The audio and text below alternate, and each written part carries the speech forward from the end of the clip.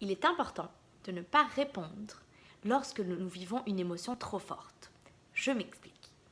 Si on reçoit une information et que là, ceci génère, on devient fâché, ça génère de la colère, il est très important de ne pas tout de suite répondre.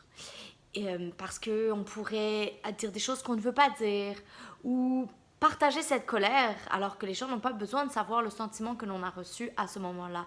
Ils n'ont pas besoin de vivre ça, ils n'ont pas besoin de le savoir. C'est pour vous, c'est votre émotion.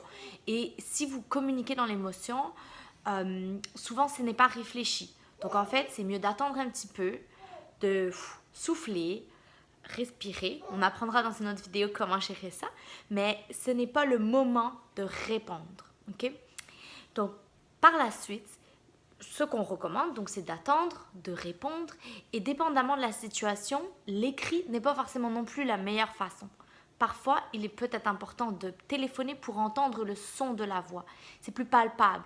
Donc, comprendre mieux le message que l'autre a voulu nous envoyer pour justement savoir s'il y avait raison d'être fâché ou pas. Si après, vous pouvez communiquer que vous avez été un petit peu déçu de la réponse. C'est possible de communiquer, mais pas dans l'émotion, parce que la personne en face ne verra que l'émotion et le contenant, l'agressivité, et ne verra pas ce que vous essayez de dire au travers de ça.